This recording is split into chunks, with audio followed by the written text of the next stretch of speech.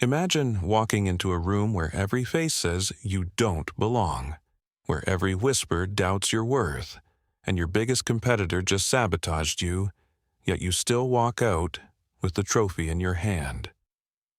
This isn't a movie script, it's a true-to-life inspired story about how one girl from New Orleans stunned the entire Ivy League, exposed a scandal, and rewrote the rules of belonging at Yale.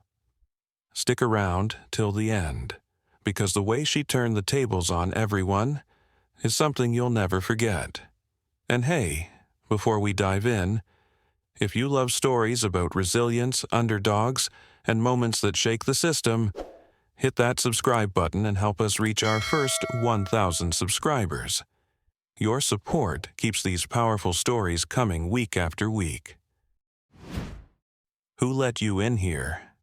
The question sliced through the room like a blade, dripping with both sarcasm and contempt. The voice belonged to Gregory Hawthorne III, the golden boy of Yale's National Debate Invitational. Tall, poised, and dressed in a tailored navy blazer, he was every bit the Ivy League poster child. His smirk widened as he looked over the girl standing awkwardly at the back of the lecture hall. Now, imagine this. A nationwide competition had brought the country's brightest young debaters to Yale University. Among polished private school students from the Upper East Side, the suburbs of San Francisco, and the prep schools of Boston stood Maya Bellamy, 17 years old, from the 7th Ward of New Orleans. Her sneakers were scuffed, her blazer second-hand, and her accent, a slow, honey-dipped Southern drawl that many in the room had already decided to mock. She clutched her faded notebook to her chest as whispers darted like arrows across the room. Is she even on the list? Did admissions make a mistake? I thought this was an invitational, not open mic night. Maya heard every word, but she kept her gaze steady on the front stage where the event coordinator, Professor Eleanor Grant, stood organizing the speaker schedule. Professor Grant, renowned for her cutthroat critiques and her famously impossible-to-impress demeanor, surveyed the room with practiced indifference. Her eyes briefly flicked toward Maya, pausing just long enough to register her presence, and perhaps her lack of pedigree. The first day was meant to be icebreakers and warm-up rounds. Students mingled, forming informal practice groups. Names were being exchanged. Resumes compared like battle scars from academic wars long fought. Maya stood alone by the window, tracing the worn edges of her debate journal. Every page was filled with handwritten speeches, rebuttal techniques, and late-night notes her mother had helped her draft after long shifts at the diner. Her mother's words rang in her head even now. You don't have to outdress them, baby. Just outthink them. Suddenly, Gregory's voice boomed again. Hey, Professor, are we taking community volunteers this year? He laughed, eliciting chuckles from his inner circle. Maya inhaled deeply, fighting the flush creeping up her neck. Before she could respond, Professor Grant's voice cut through the laughter. That's enough, Mr. Hawthorne. The room fell silent. A few heads turned, eyebrows raised. Gregory gave a theatrical bow, pretending to be chastised. But the damage had been done. Maya's face burned, but her spine remained straight. Later that afternoon, in the main lecture hall, Professor Grant began outlining the first debate topic for tomorrow's elimination round. Resolved, the role of socioeconomic background in university admissions should be minimized. The irony wasn't lost on Maya. Her heart pounded as she scribbled notes furiously. Every word, every argument that came to mind felt personal, because she wasn't just debating a topic. She was debating her right to even stand in that room. After the session, students gathered in study groups, but no one invited Maya. She found an empty corner in the library, opened her battered laptop, and began to research. Supreme Court rulings, socioeconomic statistics, historic Yale admission biases, She absorbed it all. Her phone buzzed, a text from her mom. "Mom, you got this, Maya. Make 'em listen." Maya smiled faintly, closed the message, and went back to work. Somewhere deep inside, a quiet resolve hardened. The morning of the first elimination round arrived cold and gray. The Yale debate hall, with its tall Gothic arches and rows of polished mahogany benches, felt more like a courtroom than a classroom. Maya stood at the side entrance, peeking in as the audience filed to their seats. Students, professors, and even a few journalists covering the Invitational. The air buzzed with nervous energy and thinly veiled competition. Her name was listed dead last on the speaker roster. A position she knew all too well, left for afterthoughts and those considered unworthy of attention.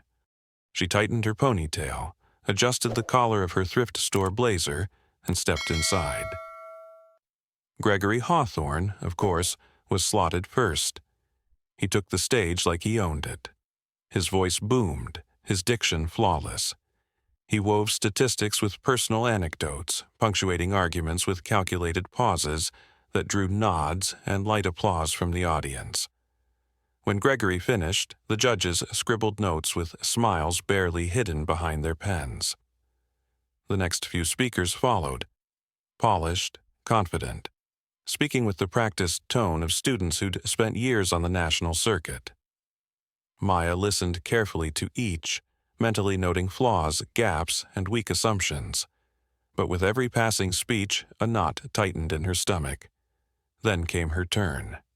Her name echoed awkwardly through the hall. Next speaker, Maya Bellamy, representing New Orleans Southeast Regional. A beat of uncomfortable silence followed. Maya rose slowly. Every step toward the podium felt heavier than the last. She passed rows of students whispering into each other's ears. Some smiled, amused. Others just stared, waiting for her to crumble. Professor Grant sat at the judges' table, eyes fixed, unreadable. Maya placed her notebook on the podium, her fingers trembling only slightly. She adjusted the mic, cleared her throat, and then she began. Her opening line was soft but intentional. "Before I begin, I'd like to thank Yale for this invitation, even if some people in this room believe I shouldn't be here." The ripple of gasps and awkward laughter was immediate. She didn't pause. With deliberate clarity, she launched into her argument. She didn't have the polished oratory tricks Gregory flaunted, but she had something else: raw conviction. She spoke of systemic bias, of communities like hers, where schools barely had functioning air conditioning, let alone debate programs. She quoted Supreme Court rulings, referenced longitudinal studies on socioeconomic impact on educational outcomes, and, without warning, shifted into personal narrative. "Some of us weren't born with legacy admission papers waiting for us," she said, locking eyes with Gregory mid-sentence. "Some of us had to earn every single invitation, including this one." There was no applause yet, just a charged silence, the kind that demanded attention. When she reached her closing, reducing the impact of socioeconomic background in admissions isn't about charity. It's about fairness, it's about potential, and it's about making sure the next Maya Bellamy doesn't have to stand here proving she deserves a seat at a table she's already earned. Her voice didn't waver once. As she stepped down, the room stayed silent for a breath longer than necessary. Then, scattered applause. Not overwhelming, but real.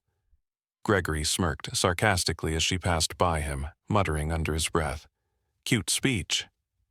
Let's see if it matters." But Maya didn't respond. She walked straight past him, shoulders back, head high, because deep down, she knew. Something had shifted. Later that afternoon, the preliminary scores were posted on the announcement board outside the debate hall. Maya approached cautiously, her heart thumping in her chest. The rankings were neatly typed, with the top 16 names moving on to the next round. Each name felt like a wall she'd need to climb. She scanned the list, her eyes darting frantically until they landed on hers. Maya Bellamy, rank 12, just above the cutoff. A slow breath escaped her lips. Relief mingled with adrenaline. She wasn't at the top, but she wasn't eliminated either. She had survived the first culling. Behind her, Gregory's unmistakable voice rang out. "Well, look at that," he drawled, standing with two of his debate circle friends.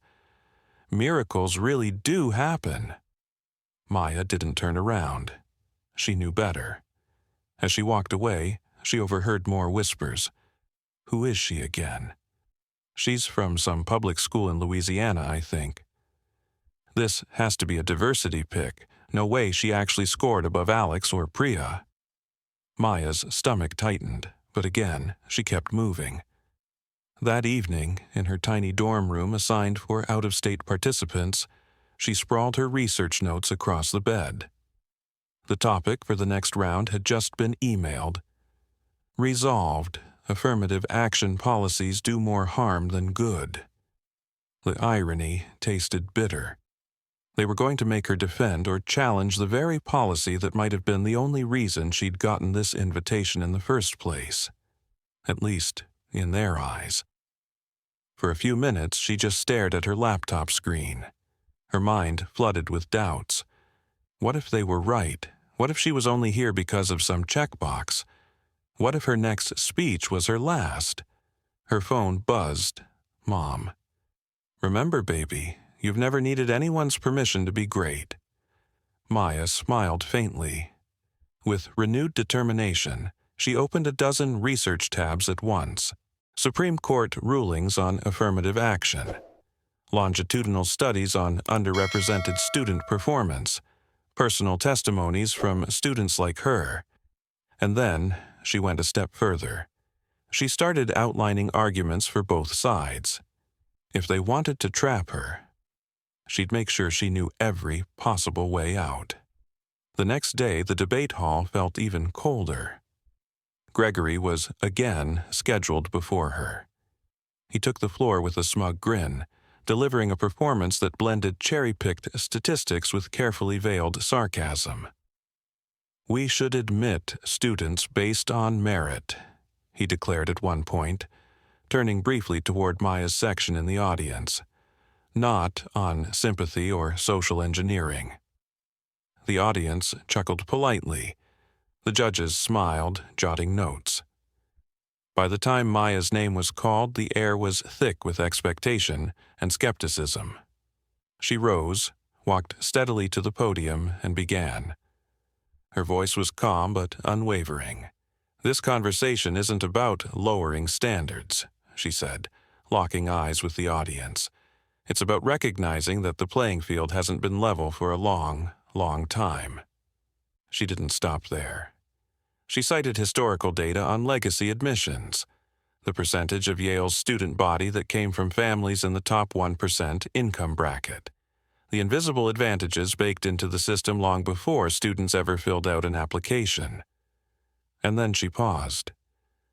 "If you believe that only grades and test scores should determine worth," she continued, "then ask yourself, how many of you sitting here today would be here without private tutors, elite prep schools, and parents who knew how to game the system before you could even spell ASAT?" The room shifted uncomfortably. Some jaws tightened. A few students exchanged glances. Gregory's confident smirk began to waver. Maya closed with quiet intensity. Leveling the playing field isn't about giving anyone a free pass. It's about making sure the next generation of thinkers and leaders doesn't look exactly like the last. When she stepped down, the applause came quicker this time. Louder, not overwhelming, but undeniable. Professor Grant's eyes followed her as she returned to her seat. For the first time, there was something different in her gaze. Not indifference. Recognition. The next day, Maya's name appeared on the quarterfinal bracket. She had climbed higher than anyone expected. Rank 7 now. Gregory, still sitting comfortably at number 1, but this time something felt off. On her way to the dining hall, Maya noticed 2 students from Gregory's debate circle huddled near the bulletin board, laughing quietly while glancing at her. As she walked past, one muttered under his breath, just loud enough for her to hear, "Let's see how she handles tomorrow's topic." Her stomach twisted. That evening, as she prepped for the quarterfinals, an email popped up in her inbox. Subject: Revised topic assignment. Urgent from Debate Committee.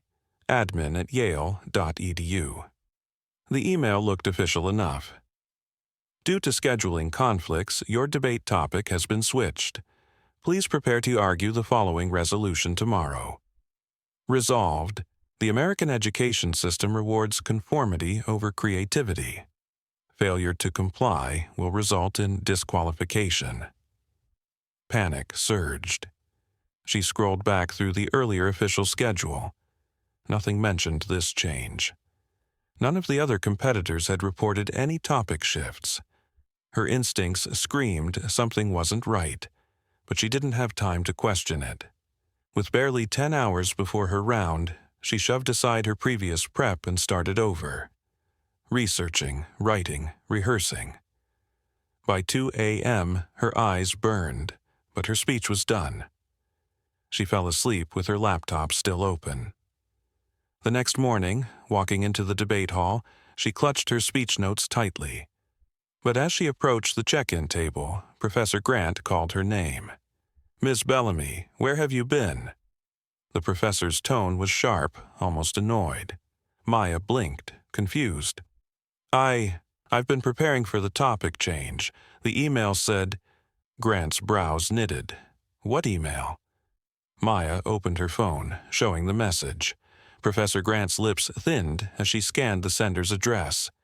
"This isn't from us," she said coldly. "This is fake." Maya's heart sank. Her hands trembled. Who would... Before she could finish, Grant cut her off. "You were supposed to prepare for the assigned topic. Resolved. Technology has eroded authentic human communication. And your round starts in 5 minutes. Maya's stomach dropped. No prep, no research, no outline. Gregory, standing nearby, caught her eye. His smirk was unmistakable. He tilted his head slightly, mouthing silently across the room. "Oops." Maya's throat tightened. She had 2 choices: walk out or walk up. Her mother's voice rose in her memory, steady and unyielding. "You didn't come this far to fold now." Maya stood tall. With trembling but determined hands, she grabbed a blank notepad and a pen, sprinted to an empty corner, and began scribbling ideas at lightning speed. Technology, communication, erosion of authenticity. Okay, she could work with that. When her name was called, she walked to the podium, heart pounding so loud she could barely hear anything else. For a moment, she closed her eyes. Inhaled. Then, she spoke. Her voice was shaky at first, but as she built momentum, clarity returned.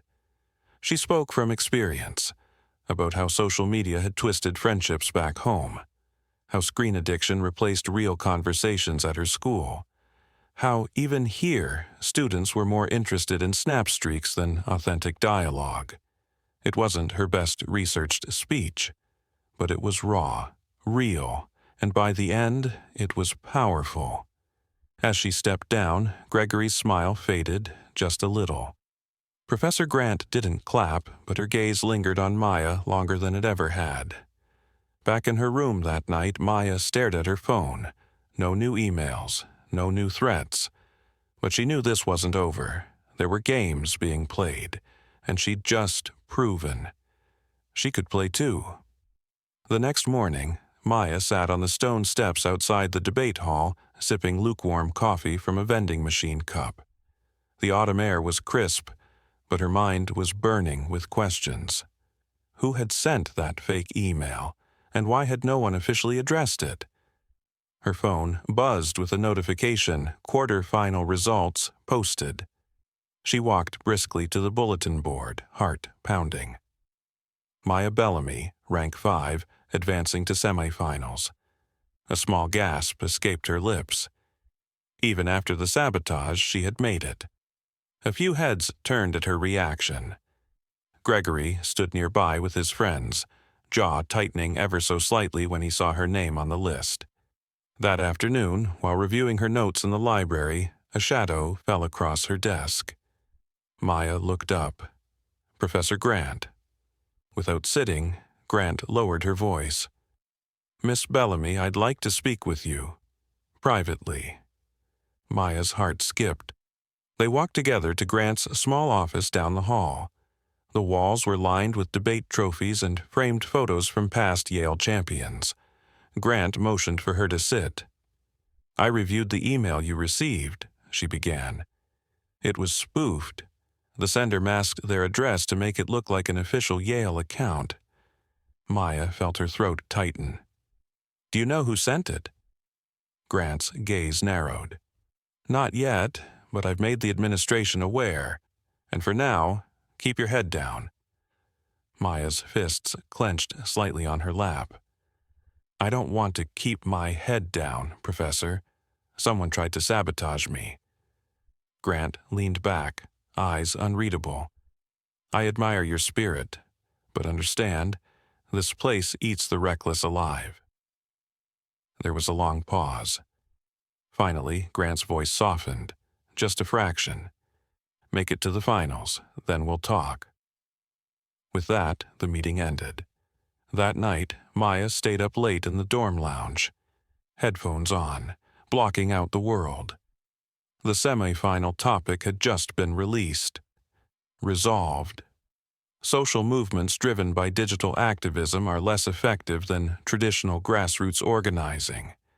Perfect. This was her territory. Her fingers flew across the keyboard, pulling data from case studies on Black Lives Matter, the Arab Spring, even Hurricane Katrina relief efforts back home. Her personal connection to the subject burned through every note she typed. But even as she prepared, she couldn't shake the feeling that something else was coming. The day of the semifinals arrived. Maya's opponent? Priya Shah, ranked second, from a prestigious private academy in New Jersey, with a debate resume longer than most people's college applications. As they faced each other on stage, Priya offered a polite smile, but there was no warmth behind it. The debate began. Priya opened strong. Calculated points, strategic takedowns, polished transitions. But when Maya took the mic, she turned the room. She spoke of lived experience, of watching online petitions translate into real-world policy changes in her own neighborhood, of how digital activism had become the only megaphone for marginalized voices. Her voice wavered only once, when she mentioned the loss of her uncle during post-Katrina recovery efforts, and how online fundraisers had been the only reason her family could rebuild. The room fell silent at that moment.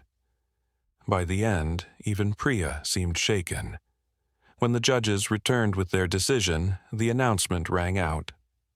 The winner, advancing to the final round, Maya Bellamy. The applause was scattered, hesitant, but it didn't matter. She'd done it. From a forgotten name at the bottom of the list to a finalist at Yale. But as Maya walked off stage, Professor Grant approached quietly, her face unreadable. "Be ready," she said lowly.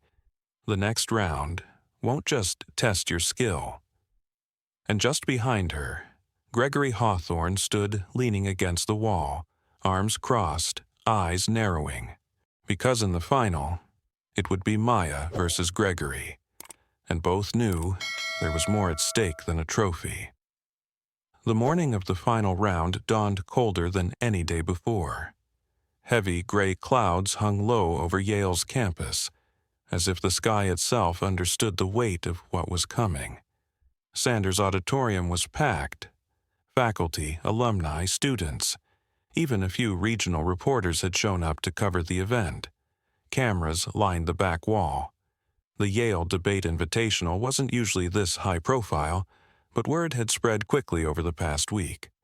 The farm girl versus Yale royalty narrative was too good to ignore. Maya sat backstage, flipping through her notebook. Her heart thudded in her chest, but her breathing stayed even. Years of late-night speeches in her bedroom mirror had prepared her for this. Across the room, Gregory Hawthorne paced confidently. His friends clustered around him like groupies, offering high fives and last-minute pep talks. Maya caught snippets of his voice. Easy win. Just gotta bury her under cross-exam pressure. She'll crack. No way she's ready for this level. But she didn't flinch. Professor Grant approached her quietly. "You're about to step into a room that wasn't built for you," Grant said, voice low.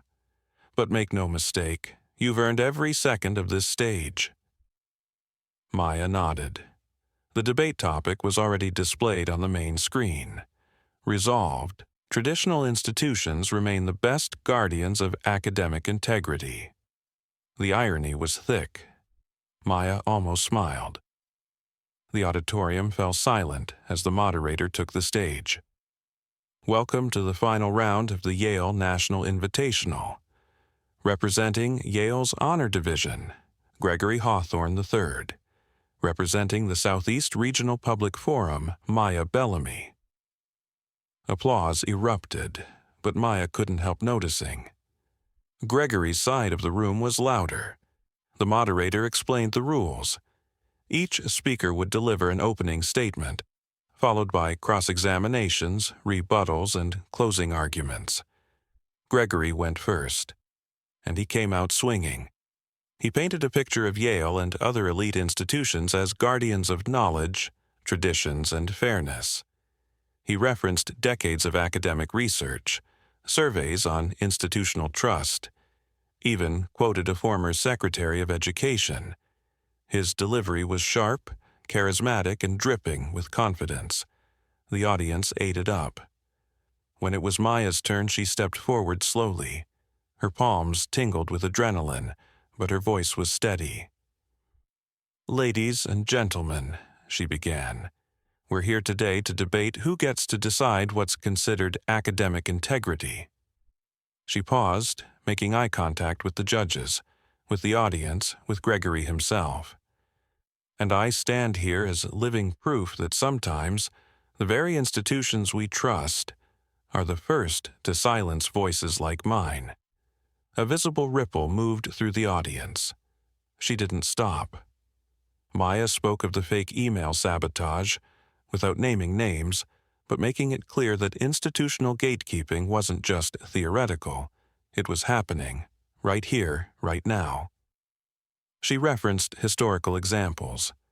How universities once barred women, then people of color, then anyone who didn't fit a narrow mold of what qualified looked like. Her voice rose with conviction. Integrity isn't just about preserving traditions. It's about evolving past the ones that kept people out. Cross-examination followed. Gregory attacked aggressively. He questioned her statistics, pushed her on definitions, interrupted her points. But Maya stayed calm. For every jab, she countered with clarity. "You're shifting the argument, Mr. Hawthorne," she said at one point, voice cool. "Let's return to the resolution." The crowd stirred. Even some faculty members leaned forward, intrigued. In the rebuttal phase, Maya dismantled Gregory's core argument. If traditional institutions were flawless guardians of integrity, I wouldn't have had to fight my way through sabotage just to stand here today. Her words hung in the air. For the first time all tournament. Gregory's confident facade cracked. His smile faded. His rebuttal came across rushed, defensive. When the debate concluded, the auditorium sat in charged silence. Then, applause. This time, it wasn't scattered.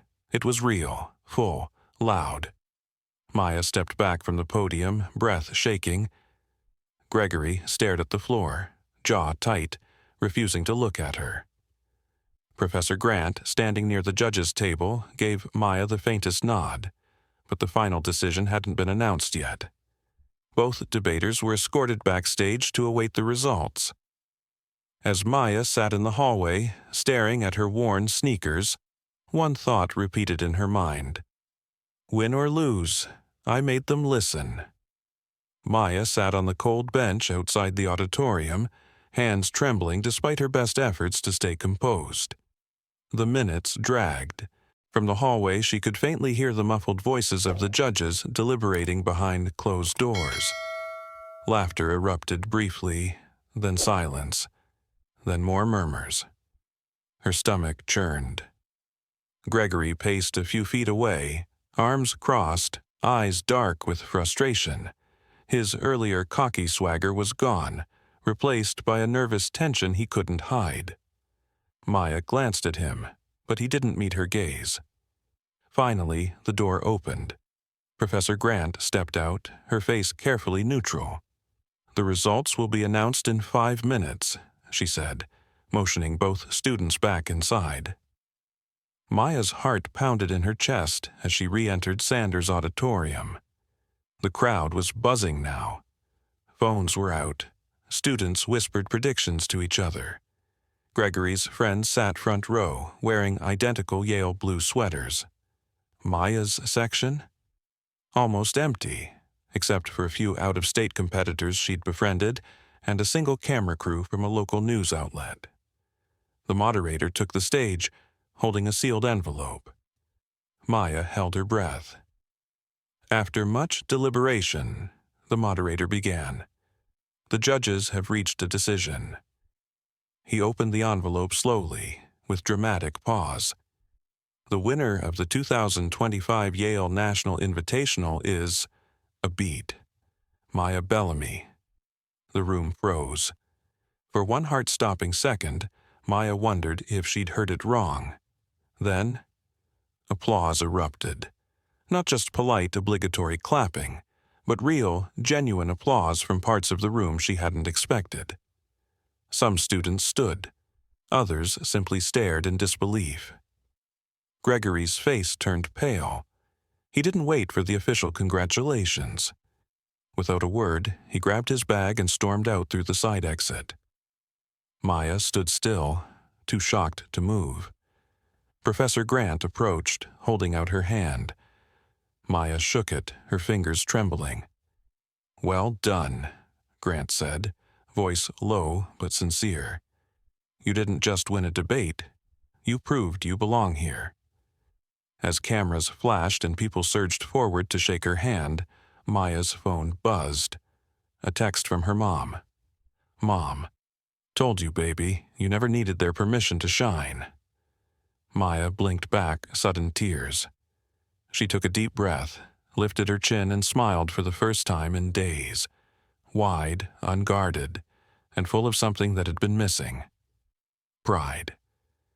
Later that evening, Maya sat alone on the steps outside the hall, the crisp night air wrapping around her like a familiar friend. A shadow approached, Professor Grant. "I thought you'd like to know," Grant said quietly, sitting beside her.